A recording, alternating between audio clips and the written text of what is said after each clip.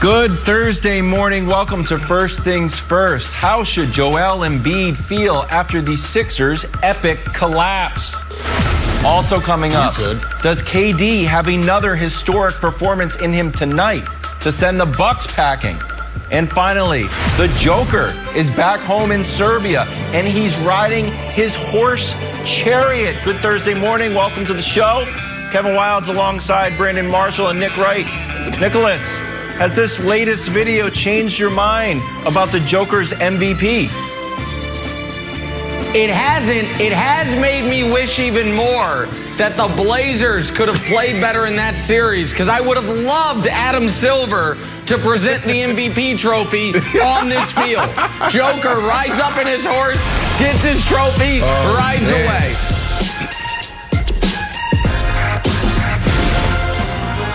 Oh, we're going to start this morning in Salt Lake City. Clippers Jazz Game 5. No Kawhi for the Clippers, out with that knee injury. More on that later. Paul George rose to the occasion. One of his best postseason games ever. Performance of his career. 37 points, 16 rebounds. LA wins their third straight game in this series. They take a 3-2 advantage back home to the Staples Center. Here was George after the win. This is the biggest game of our season, especially being down our best player. We wish Kawhi the best in the speedy recovery, but we knew coming into this, we had to play together. We had to step up. I have a lot of respect for PG. Like, you can't judge a guy's career, what they do off of one series or forgot. Like, I mean, I know a lot of great players that have bad series or a bad game or a bad 2 games in a series. But, you know, whenever he has a bad game, they want to make a big deal of it. So, I mean, it's whatever. You know, just keep playing, keep being who you are. And at the end of the day, you know, you can live with the results. Only 2 guys this postseason have gone for at least 35, 15, and 5. KD on Tuesday. Wow. Paul George last night. Both big-time performances. So, Nick, how surprised were you by Paul George's performance? Well, I think under normal circumstances, I would have been incredibly surprised. Under the circumstances of yesterday in the NBA, it barely resonated. From tip-off of the Nets-Bucks game until the end of that game, you had about a 28-hour stretch in the basketball ecosystem where the following happened. The Bucks blew a 17-point second-half lead, and Kevin Durant had one of the greatest games anyone has ever had. Then Chris Paul gets ruled out with COVID protocols. Then Kawhi Leonard gets ruled out with a knee injury. Then the Pelicans fire their coach. Then the Wizards fire their coach. Then the Mavs fire their front office, it would seem. The NBA gives out a Rookie of the Year award. The Sixers blow a 25-point lead late in the second half. And then a team that never loses at home, the Jazz, lose at home to a team that doesn't have its best player. So I don't even really know exactly what's happening. I don't know how I can predict anything moving forward, considering I wouldn't have predicted anything that happened yesterday.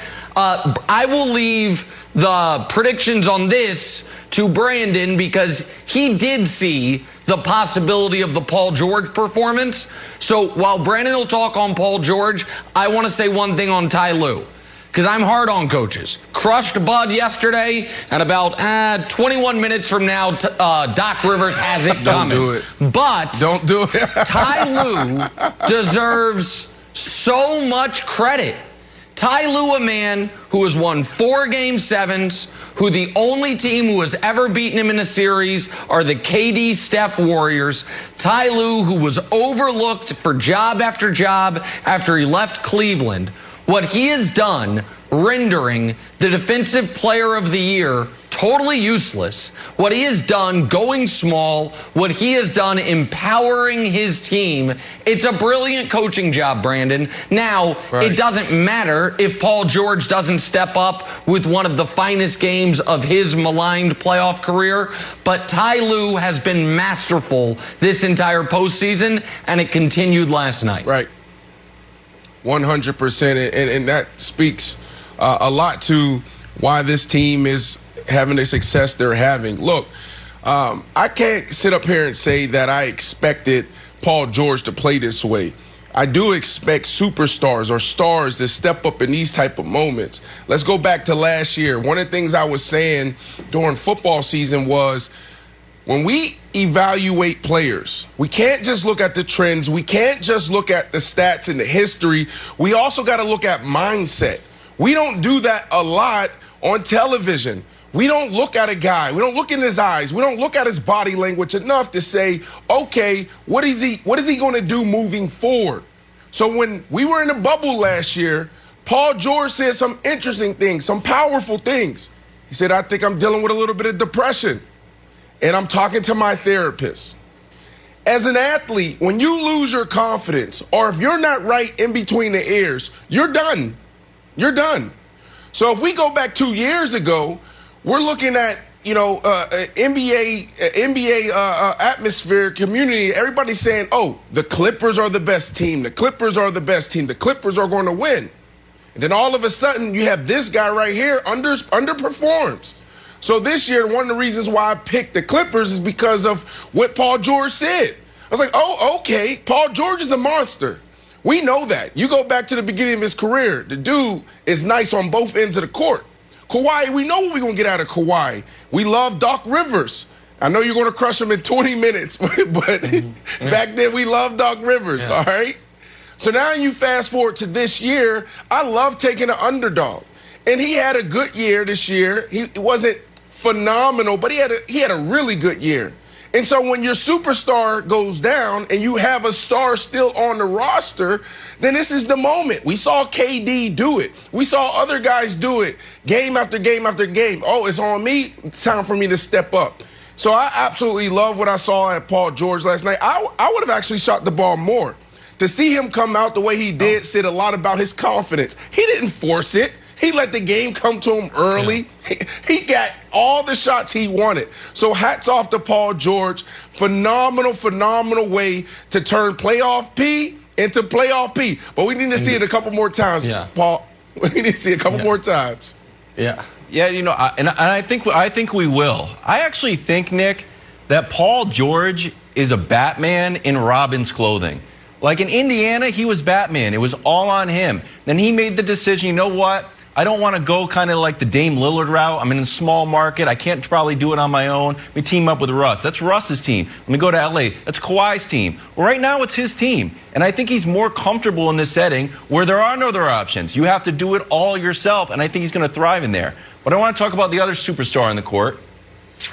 And I'm a little bit nervous here, because when there was that huge barrage at the beginning of this game and Donovan Mitchell wasn't a real part of it, like, Donovan, being savvy, letting other guys eat, knows the flow of the game. I was like, I don't know if that's it. The guy doesn't look 100% right. Then he shot this three and it went in, and the broadcast didn't talk about it. They're like, oh, look, he just made the shot. I'm like, that's not a celebration. That's not a one-legged, look at this, a cool dance. That is my ankle hurts a lot. And he's been playing through it since game 2, the whole series, since the Memphis series, and he was out 16 games of the regular season, but it's getting worse and worse and worse. I don't know if Conley's coming back with a hamstring, Nick, so I could actually see the Clippers winning 4 straight and sending the Jazz home. Listen, the Donovan clearly wasn't right. He was, I think, 6 of 19 last night, but he had 4 threes. So that means he made 2 shots inside the three-point line. And I know that the Jazz were worried about his ankle. It's why they held him out of game 1 of the playoffs, even though he wanted to go. And he is just on the long list of stars who we either are out, he's luckily not out, but are limited by an injury in this injury-plagued year. But, Wilds, it's so interesting that you said the other superstar. And I thought, oh, well, he must be talking about the only other All-NBA player, because Paul George is All-NBA, who was actually playing last night. Because that's not Donovan Mitchell. That is MVP candidate, runaway defensive player of the year, All-NBA Rudy Gobert. And you've got old Nick Wright saying, I think Rudy Gobert, as great as he is defensively, can be eliminated on both sides of the court. We know he's not a great offensive player, and the right scheme against him can eliminate him defensively. And John Hollinger says, Nick, you're an idiot. My metric says it's the greatest defensive season anyone's ever had. He actually is not only the best player on his team, he's one of the 3 best players in the league this year. And I said, oh, Mr. Hollinger, I hope you watched last night. Because I did. I stayed up late to watch Rudy Gobert turn into a 7'3" French statue. Because what is he going to do when there are no bigs out there? Oh, you're going to get cooked. That's in the first half. Oh, you want me to guard on the perimeter? Oh, but now I have to get back to the rim. That's not going to work. Okay, what about here? I have to fight through the screens? Okay, how about I just let you take a practice shot? What about here? I'm in no man's land. Okay, that's not going to work. So, Ty Lue, by playing small, and by the way, and we're not even including the Terrence Mann and one late, the thing with the Clippers where I'll give them credit, they go small without small people. It's a bunch of 6'8" guys, but it's their small lineup, so they can still defend with it, obviously. And it puts Rudy Gobert in a position he is not comfortable. Right. And that means more than 4 feet away from the rim. And so for a defensive player of the year who's fully healthy, who's at home, whose team hadn't lost 3 straight games all year, you would have liked to see a better performance if he is in fact supposed to be the Jazz superstar, but of course he isn't, and everyone knows that. You're just not supposed to say that because defensive plus minus says he's the greatest defender ever. But didn't look like it last night to me. That is just my eyes, but I don't know. I wasn't watching it through analytical lenses. Just looked like he was getting cooked. Wow. So who knows? The heel turn on you against the analytics community is just wonderful. And Clippers on the verge of becoming the first team in NBA history to overcome consecutive 0-2 playoff deficits. Meanwhile, in New Orleans, well, looks like Zion's going to have his 3rd coach in 3 years. That's not great. More first things first after the break. Not great. LeBron yesterday weighed in on the injuries in the playoffs. Had a series of tweets. I'm going to read them all to you. They all didn't want to listen to me about the start of the season. I knew exactly what would happen. I only wanted to protect the well-being of the players, which ultimately is the product and benefit of our game. These injuries aren't just part of the game. It's the lack of pure rim rest before starting back up. 8, possibly 9 All-Stars have missed playoff games, most in league history. This is the best time of the year for our league and fans, but missing a ton of our favorite players, it's insane. If there's one person that knows about the body and how it works all year round, it's me. Okay. I speak for the health of all our players. And I hate to see this many injuries this time of the year. Sorry, fans. Wish you guys were seeing all your favorite guys right now. Okay. So, Brandon, LeBron's comments on the slew of playoff injuries is what? Feels like a bit of positioning for me here. I mean, there's so much to this conversation. We literally can take an entire hour to break it down. We could talk about last year, the pandemic and how every company, every business was trying to figure out how to move forward, right? The TV deal, that's big. You got to pay the players back. You got to pay yourselves. They had to get those games in. And there's so much more you can talk about. But I say positioning because this load, the NBA players been carrying for years, it seems to be a little bit too much. And LeBron James has always been one of those guys leading major discussions. It seems like he's trying to get back to the table to talk about how do we look at the schedule again. I know before the pandemic, they made some changes. They moved up the schedule 2 weeks or so there's not as many back-to-backs. But at the end of the day, it's still too much. We're talking about 82 games and traveling all over the country. I know we love our basketball, but do we love our basketball that much, Nick? Well, and what we really love is playoff basketball with the best players at their best playing against each other, and unfortunately, we're not going to get that this year. Listen, this is spot on by LeBron. And I understand the counter argument that so many people are making is, players agreed to it. Chris Paul, NBA Players Association, they agreed to it. It is not a true negotiation when there is a gun to your head. The players agreed to it, understanding that if they didn't, the NBA could use the force majeure clause in the collective bargaining agreement and blow everything up, and that it would cost the players billions of dollars. So yes, they agreed to it, but they had no other alternative. It was, you don't agree, it wasn't a hostage situation, but it wasn't a true negotiation either. So LeBron and other players did try to put the warning out there. Now, Do I think LeBron's injury was caused by this? No, LeBron's injury was caused by a bad player playing out of control. But Anthony Davis's injuries might have been caused by this. The fact that he came into the season unhealthy, never got the full rest, never got fully right.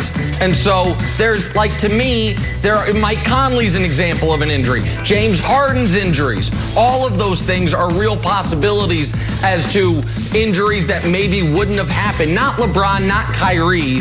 Those are different types of injuries. But guys on those guys' teams, LeBron's teammate, Kyrie's teammate, certainly. Yeah, so look, there's a lot of anecdotal evidence. It does not prove a causality.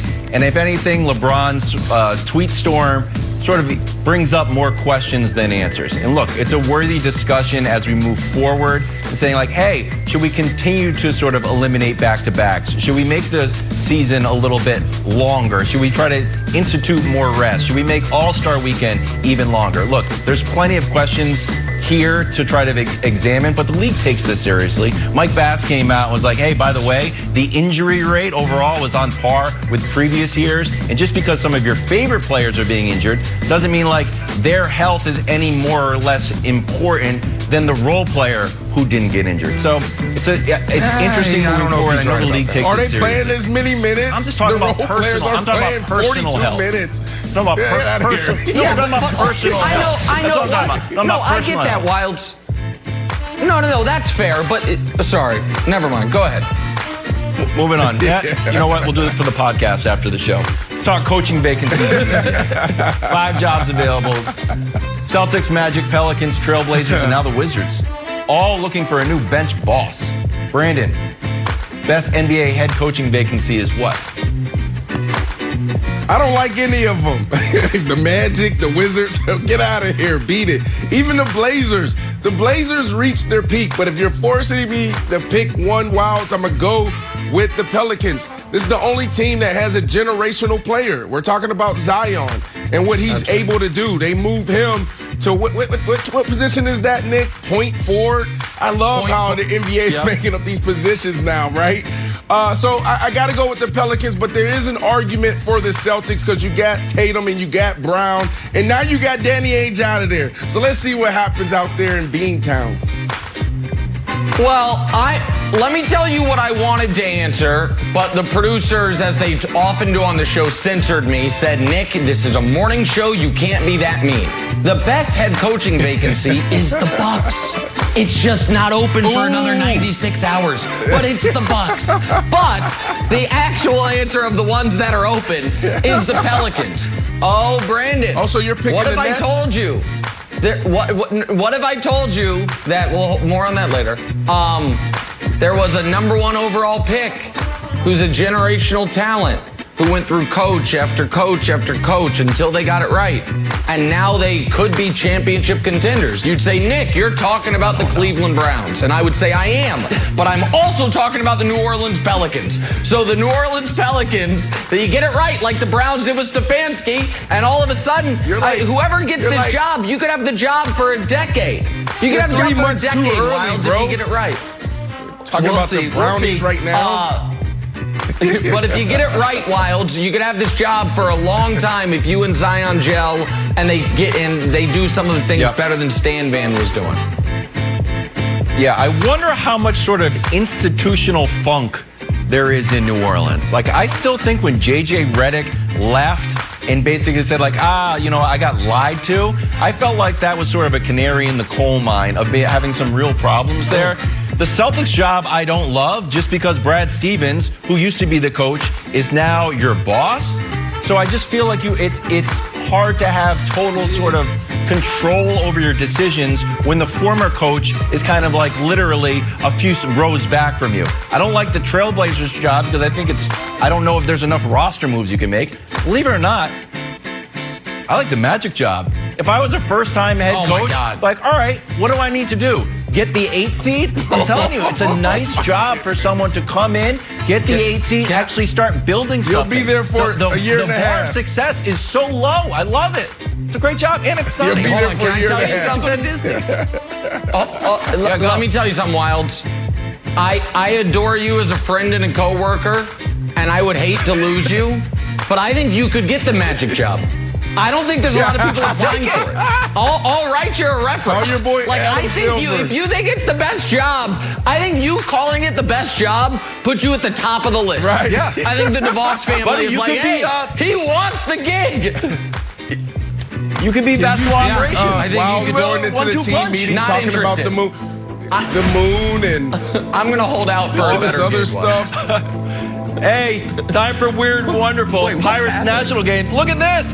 A guy is wearing a Dodgers hat at a Pirates National game. What are you doing? That's going to start us off in the weird.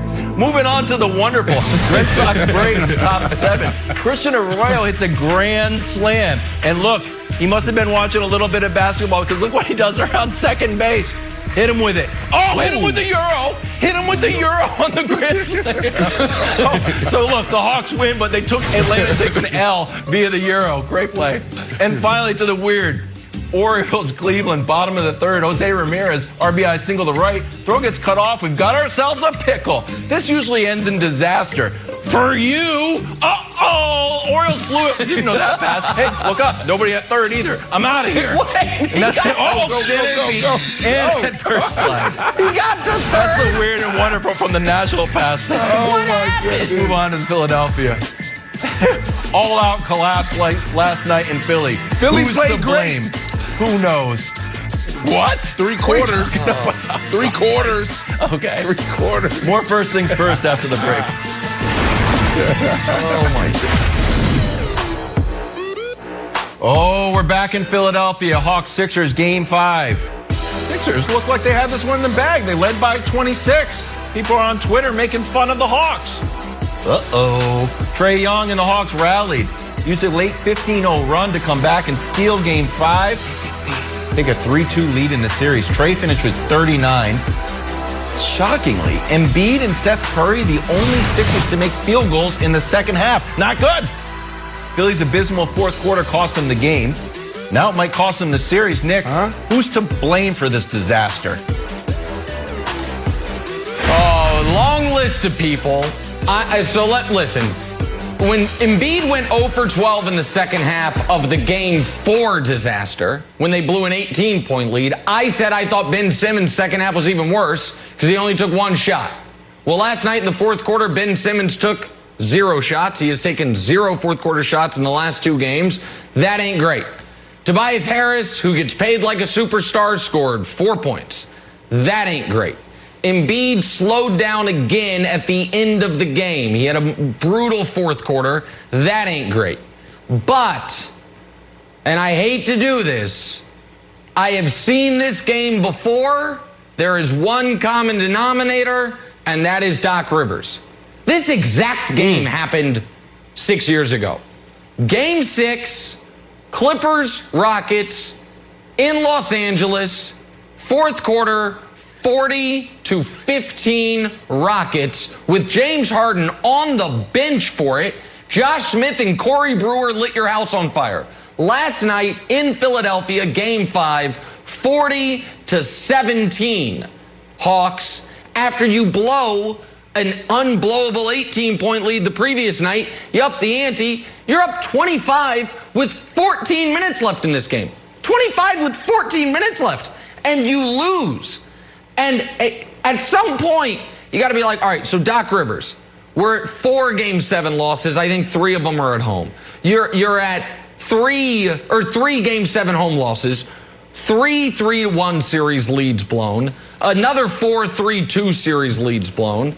You had the debacle, the Clippers Thunder game where you're up 10 with minutes left in the critical game of that series. So many instances of you having not only big leads in a series or a game, but the better team, the unquestioned better team, and you can't land the plane.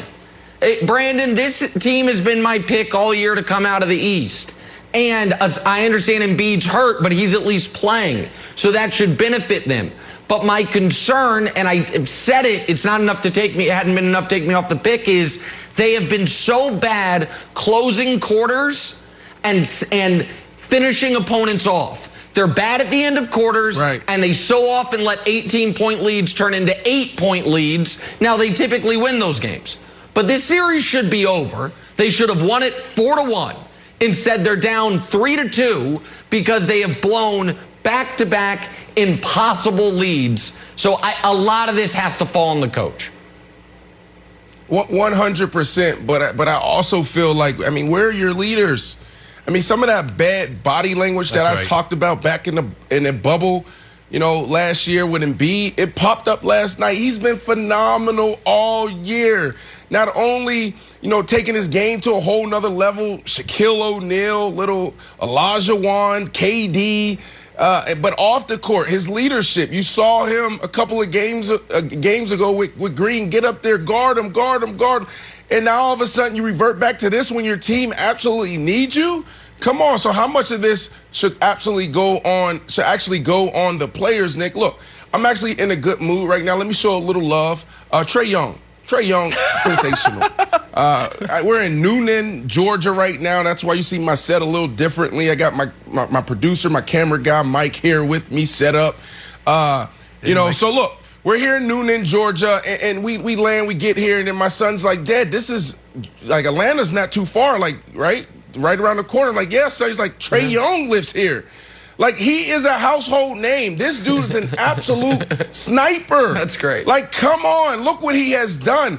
And when you got a young buck like this, a guy who has nothing to lose, he's a little bit like cocky. I feel, yeah, he's confident, but he's borderline cocky. He is dangerous. And that's why you see him, you know, a series after series doing what he's doing and doing it in the fashion that he's doing it in. But if you're going to force me to blame somebody, then I got to go with Tobias Harris. You know, we know what Ben Simmons is on the offensive end. But for you to be one of the first players since the merger to average 19 points, but then get to the playoffs and have multiple games where you have fewer than 5 points, that is a problem. Come on, buddy. We know you have game. We know you can score the basketball. But where are you at right now? So if I had to blame someone wild, I got to go with Tobias Harris. These are back-to-back games where you haven't done anything. Help out Embiid. This is a dude you know is struggling. Deep into games, he can't carry you. Throughout the year, he wasn't playing these type of minutes. He wasn't playing back-to-backs. So now you're asking him to do this, and that's why you're seeing him wither away in the fourth quarter. I think that's fair. And I'm going to tell a little story here. It's a fictitious story, but I'm going to tell an imaginative story, and it'll make sense about who I'm blaming for this. Nick, if you and I ever got into a physical confrontation, it's a scenario I don't think will ever happen, but one that I am prepared for. Be aware. And I'm winning by a lot early on. I'm winning by a lot. And all of a sudden, you just grab a fistful of hair and start yanking me around. I'd say, you know what? That is a lame move, but that is an effective move, and that is a demoralizing move, and you just wouldn't let go. That's the hack-a-Ben strategy. It is certainly a lame strategy no one likes, but it is super effective. The guy's shooting 33%. He missed 10 threes. And the fact that Nate McMillan started doing this down 20 at the end of the first half, that sent a message to his own team that's like, you know what? We are not out of this. We are still going to utilize this strategy. Wow. And I think it's so demoralizing for Ben, and I think it's demoralizing for the whole team itself. Look at the fan right here. I think it's brutal for a number of reasons. It's demoralizing to the team where I feel like Ben feels like there's a lot of pressure. It also screws up the flow of the game. It doesn't burn any clock. You get the ball back fast. And when Ben has to go off the game, that's when your buddy Tobias started turning the ball over. So I think, Nick, that as much as it's on Doc Rivers not out there anymore. He doesn't play basketball anymore. It's Ben Simmons who's missing 10 free throws. It's Ben Simmons whose game has not improved offensively since LSU. And I know we all like Ben and we root for him, but there's a certain point where to be like, buddy, it's the playoffs. They're free shots. You're shooting worse than Shaq. Let's not blame Doc Rivers. Well, it's the worst free throw shooting. This is my last thing. I'm sorry, I'm piling on. Go ahead. Yeah. No. Give me your last thing. I'm excited. I flourish. My final thing is this. It's one thing if, like, you know what? I did poorly. I should have attacked more. But he said that last game. So then it came down and you had a rerun. You already used up your excuse. Yeah. If it happens once, that's fine. But you're not following your own advice. It is wildly frustrating, especially because I root for Ben. And listen, so I think all of these things can be true, right? It can be true that Doc Rivers has a history, unlike any other coach, of these types of, are you kidding me, losses. It can also be true that Ben Simmons, right now this postseason, it's the second worst free throw shooting postseason for any player in NBA history. The only thing worse is Andre Drummond, who at the time when he had his brutal 4-game postseason a few years ago was at that moment the worst free throw shooter in NBA history. Ben Simmons, it has become more than an Achilles heel because it is affecting everything he does. He doesn't want to touch the ball. He doesn't want to drive to the basket, and he won't shoot jump shots. Man. He's your point guard. So, like, that's a big, big problem. And so it doesn't take away how good he is defensively. And you're right, Wilds, that the lack of improvement is what kills you with him. And I always thought, because Brandon, even well before you and Wilds were on the show, we used to argue about Ben Simmons a lot, and I would defend him. I'd be like, listen, he's a 90-10 guy. Yeah. 90% of the stuff he does is really good. 10% of the stuff he does is terrible, and we focus 90% of our attention on the 10%. But it's becoming like a 60-40 guy. 6'10". How he's tall? 6'10". He's 6'10". And he refuses to develop that part of his game. Next point. Kevin O'Connor, all right, that he's little guys, right? He's a guard, but he's in a forward's body. But he still shouldn't be this bad of a free throw shooter, Brandon. Yeah, not this bad. That's terrible. When you're a guard, you got to be able to. You got to knock down your free throws. You got to be 70% or better. But my thing was, I'm like, if you're over 6'9", then you get an excuse. He's a big boy. These big boys struggle at times at the free throw line. You don't get an excuse. But he can't be this bad. No, you don't. I'm sorry. He can't be this bad. Either shoot him underhanded or start shooting with your right hand. Can we show that? Let me just, at 55%, the hack-a-bin strategy is useless. But at 32%, it's super effective. And so it's just... And you say this Monday? You said shooting with the other hand.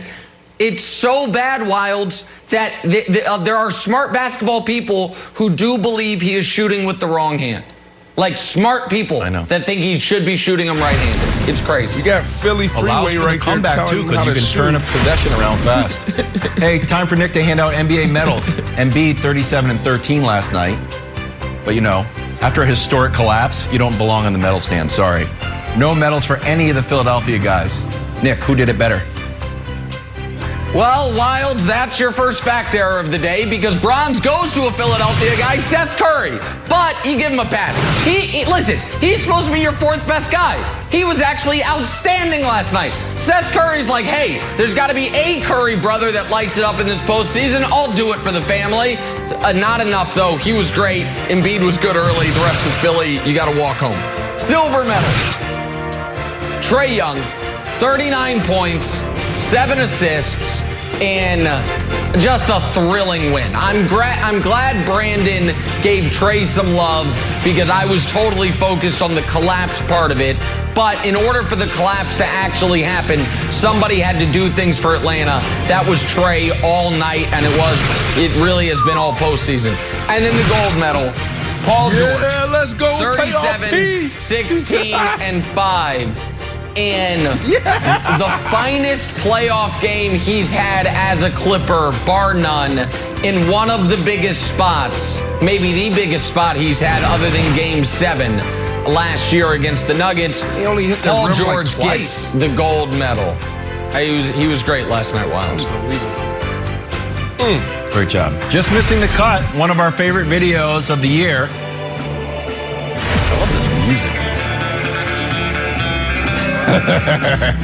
The Joker, but that's not who missed the cut. I'm going to give it to the horse. Horse just minding his own business in Serbia, has had a wonderful 6 months. It's like, wow, feeling good. Got normal-sized people charioting them around. All of a sudden, daddy's home, 7 feet, 284. Brutal. So shout out to this horse. Great job. Problem is, vacation's over, buddy. Step your game up. Coming up after the break. Talking Brandon's Nets. Does KD have another historic performance in him to send the Bucks packing? Guess who's here? Chris Broussard coming up next. More First Things First after the break. Hey, we're back here with the illustrious Chris Broussard. Same lineup situation for Game 6 for Brooklyn that we saw in Game 5. No Kyrie, but James Harden will be available. Might take another perfect game from KD to close the Bucks out tonight. Here was Steve Nash yesterday on KD's Game 5. I was just really proud of him. You know, I know what he puts on the line every night, and his work ethic and his routine, and you know just the commitment he gave to that rehab of a career-threatening injury, and to be back all the way back and having maybe his best playoff performance ever it's incredible. And so I was just really proud of him, happy for him, and grateful. Broussard, do you think the Nets need another epic game from KD tonight?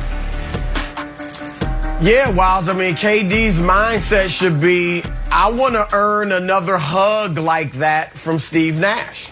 That's what he's got to be telling himself going into this game. But no, yeah, he has to deliver. He has to deliver. And that's the thing about epic performances when they're not in series-clinching games. Okay, if it's not a Game 7 or a Game 6 that ends the series or whatever, then you have to follow up. When LeBron played what many believe was his best game ever, 45, 15, and 5, in Boston in 2012 to even the series at 3 games apiece, guess what? He had to go back to Miami and deliver in Game 7, or it was all for naught. And he did with 31, 12, and 10. So KD does have to go crazy again. Now, it doesn't necessarily have to be 49, 17, and 10, but it's going to have to be probably well over 30, probably in the 35-ish range, if not more, because you know a few things. You know that Milwaukee is going to play much better at home. You can talk about, they got to be demoralized after not capitalizing with a James Harden playing at 15% and no Kyrie Irving and so on and so forth. But no, they weren't demoralized after trailing by 49 in Game 2. So they went home and looked like a different team. You can count on that. You also know you can't pencil in Jeff Green for 27 and Blake Griffin for 17. Right. Now, if they give it to you, praise the Lord. But you certainly can't count on that before the game. Then you don't know what you're going to get from James Harden. I assume, I think it's safe to say he'll be better than 1 for 10 and 5 points. But he may very well struggle again and not be able to put many points on the board. So, yes, Kevin Durant has to go crazy again. The saving grace is there's a Game 7 in Brooklyn if he doesn't. But they want to close this thing out early.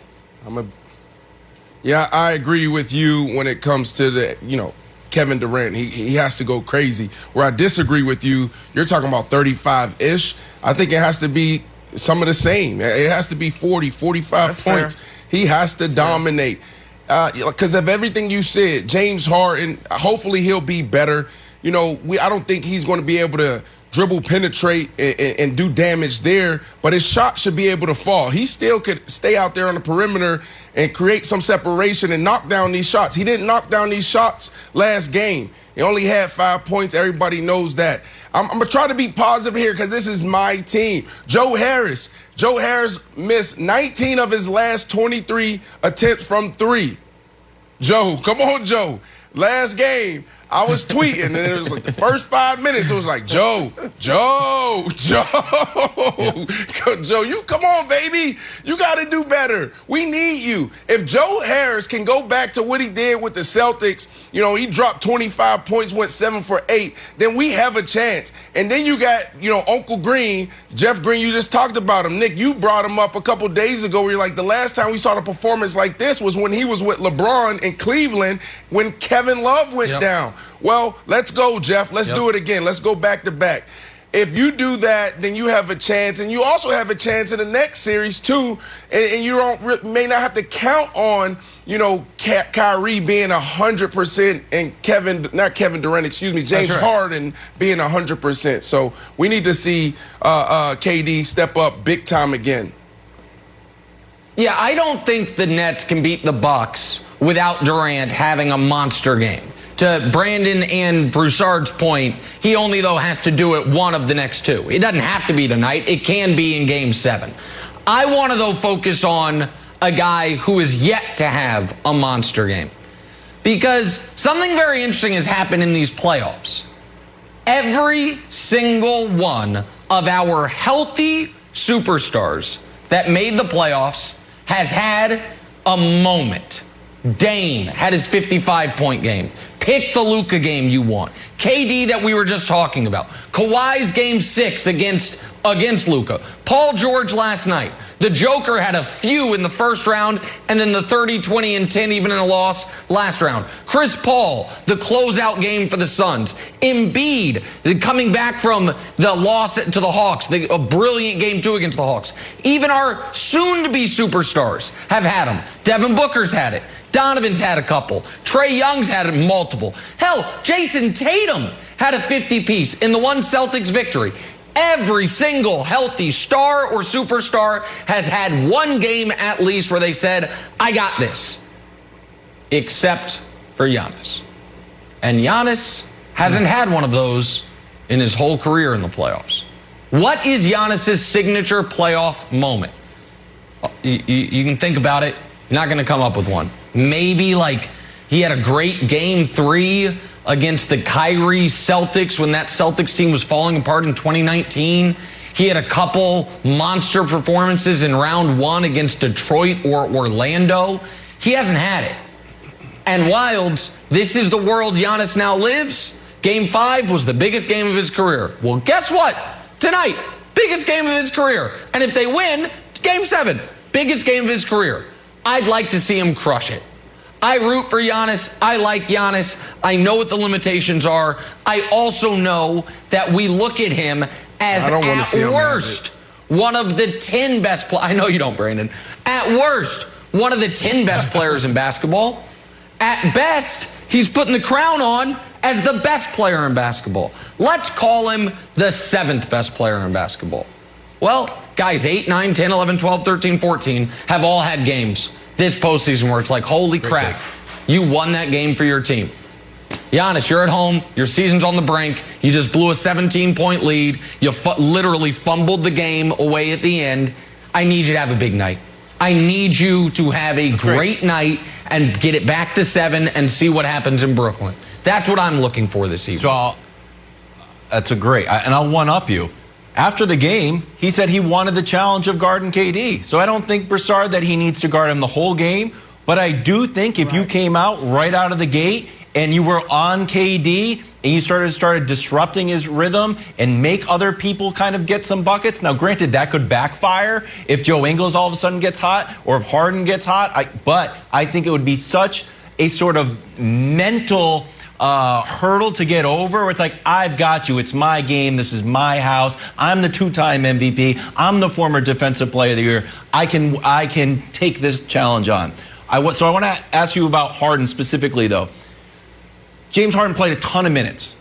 Do you think he's going to be exhausted and inefficient? Or even though he wasn't nearly himself, he's missing shots, he was still getting shots. It wasn't like he couldn't get a shot. He was just missing them. Those are going to go down. It's not like we've seen performances of guys that are hurt that can just be spot-up shooters and hit. So do you think, I'm going to say, I'll pull it out of thin air. Over, under, I'll say 18 points for James Harden tonight. Wow. I think I'm going to say under slightly. But if he gives you 16 and 11 assists and a great floor game like he did in game one for the most, or, the previous game for the most part, then I'll take that. The jump shot, the problem are his legs there.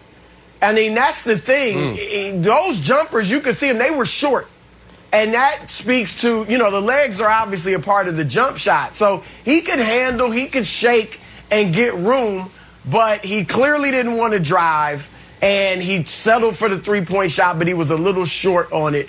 I do think he'll play better, Wilds. I think he's capable of going for more than 20, and he might surprise all of us. But I'd say something like 16 and 10 would be a great night for James Harden. And I agree with both you guys on Giannis. But, Nick, this is why a lot of people around the league are beginning to think he's a second guy. Because even as you just said, he hadn't had this signature moment. Guess what? 4 of the 5 games in this series, he's gone for more than 30 points and 11 rebounds in every game, I believe, at least. So you can pencil him in. He's going to have 30-something tonight. Okay, he's going to have 11 to 15 rebounds, if not more. But you are also right. It's not a monster performance. That's just what he does. And the problem is you can't shoot, and you're not a great post player. I need you to be one or the other. In today's game, we'd love you to be able to shoot the jumper, but if you can't, then you better be able to punish people on the block, especially ones with a sore hamstring and half a foot shorter than you. So that's the problem with Giannis, why he hasn't had this signature performance. Well, with the Giannis thing, let's figure that out after this series in the offseason. So let's let Giannis figure that out later. I want to go back to the bet and what you threw out there, Wiles. Let's spice it up a little bit. Let's put something on the line. I got James Harden going for more than 18, so I'll take the over. Listen, here's the deal as a player. When you come back from injury before you should, right, and you go out there and play the way James played, that is a fill-out game for yourself and your body. You don't know what you're capable of doing. So he was out there on the defensive side. Oh, can I cut off this guy? Can I get around this pick? What can I do on the offensive side? Can I dribble penetrate? Can I do my little step-back three? Now he knows exactly who he is with his body feeling the way it does today. Relentless, a book written by Tim Grover years ago, all-time great trainer, Michael Jordan, Kobe Bryant, Dwayne Wade, and so many other guys, NBA and NFL guys. One of the things he talks about in his book was Dwayne Wade. Dwayne Wade had this brutal knee injury, and they were in the playoffs. He flew down there, and what they worked on that was Dwayne Wade's game, but it was how can Dwayne Wade still play at a high level dealing with something? And D. Wade was able to go out there and drop 30 and get his team to the finals. Nobody knew what was going on with D. Wade besides the team and D. Wade and Tim Grover. So now you got James Harden in the same situation. And I know I'm talking big talk with the books and all this other stuff, but stay with me here. All I'm saying is James Harden knows who he is with his body feeling the way it does. I expect him to come out and have a monster game. Monster game may not be 30 points, but it could be 5 from 6 from 3. Well, sure. But the thing, though, and I'll leave it on this, that Nash, I hope for Nets fans, understands is while you could have treated Game 5 like a must-win, Game 6 is not. And with Durant having played 48 and Durant playing 40-plus minutes every game except for the Game 2 blowout, Harden, fresh off the injury, playing 46. I do think Nash needs to be cautious with the minutes tonight because you want to have all your bullets in the chamber for a Game 7. Don't listen, Nash. And I'm telling Brandon that we saw this. I know it's playoff basketball. Going 40-plus minutes it's what you do in the playoffs a lot of times. I mean, if you want to win a championship, it takes this stuff. Going 48 like Durant did had not been done since LeBron in 2018 in Game 7 against the Celtics. It's been 3 years of playoff basketball. KD, no one wins. Get your pre-workout, KD. Okay, get your pre-workout. KD looked gotta be careful. KD was 48 again. KD looked amazing. KD was fine after the game. He looked perfect. Reggie Miller said this check is in the mail, Nick. Hey, stick around, Broussard. Did Paul George prove last night he can carry the Clips without Kawhi? Talking Clippers next. First things first. Reggie said sit up. Tonight on FS1, the biggest soccer tournament of the year continues with group stage play. Brazil battles Chile. The action-packed tournament keeps rolling tonight at 8 Eastern on FS1 and the Fox Sports app. It's time for stories to start your morning. Sponsored by Ram Trucks, built to serve. Same lineup situation in Game 6 for Brooklyn that we saw in Game 5. No Kyrie Irving, but James Harden will be available. Might take another perfect game from KD to close the Bucks out tonight. Here was Steve Nash yesterday on KD's Game 5. I was just really proud of him. You know, I know what he puts on the line every night, and his work ethic and his routine, and you know just the commitment he gave to that rehab of a career-threatening injury, and to be back all the way back and having maybe his best playoff performance ever it's incredible. And so I was just really proud of him, happy for him, and grateful. Brandon, do your Nets need another epic game from KD to beat the Bucks? Yes, we do. Absolutely. Hey, in a minute, we're going to be asking Stoudemire to come off the bench and maybe even Steve Nash to be a player's coach. He can suit it up. He can suit up and come help us out. KD goes down. James Harden goes down. He's back in there, but he only gave us 5 points. And then also Kyrie, obviously, dealing with the hamstring. But here's the deal. You know, KD is more than capable of dropping 40 again. But you need Joe Harris to step up. 19 missed threes out of his last 23 attempts. That's a problem. The last game, I had a tweeting storm. Joe. Come on, Joe. Man, brother, you are one of the best shooters in the world. This is easy for you. This is the moment you want.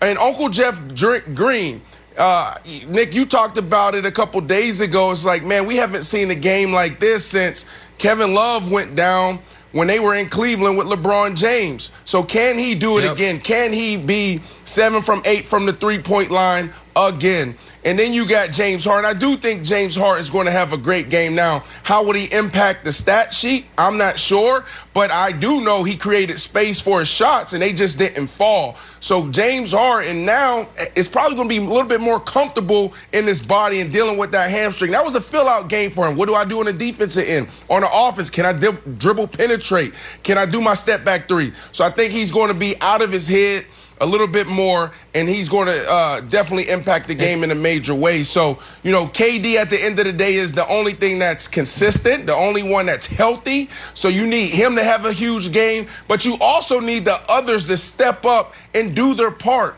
And if they do that, then I don't think the Bucks have a chance. Well, you need one of the others, and at least one of the others to have a great game. And the Jeff Green thing, it's wild. The last 2 times an NBA player has played all 48 minutes. It's 2 of the greatest players ever. It's LeBron in Game 7, 2018 against the Celtics, and it's KD a couple nights ago. And in both of those games, that star's best teammate that night was Jeff Green. It's I don't know how the hell it happened, but it's exactly what happened. You don't need... So here's the thing. You don't need KD to be great tonight. You need KD to be great either tonight or Saturday night. And whenever he is great, you need one other guy to step up, either Joe Harris, as you mentioned, Jeff Green. We'll see what level of health Harden is. And then the Nets can win. But, Wilds, I want to look at this from the other side. Because, speaking of LeBron, let's go back in history a moment.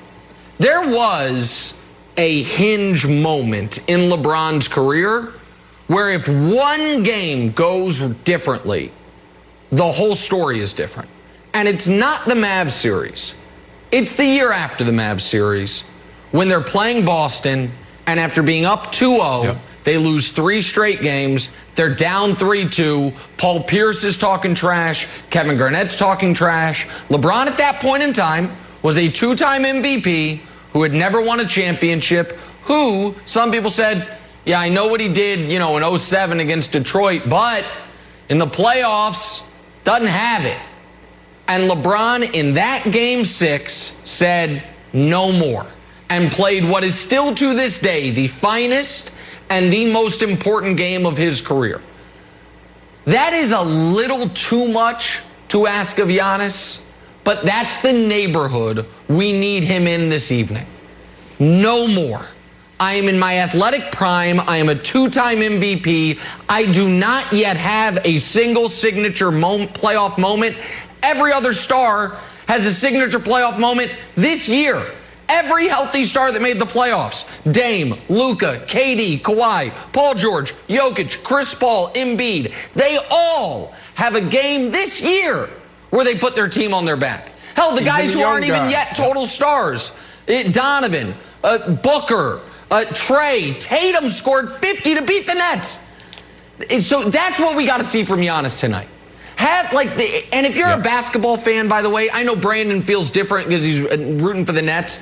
But if we're being honest, if you're a neutral party in this, if Giannis is awesome tonight, if Giannis is awesome tonight and they win, he elevates himself to a level that Game 7 feels even more important.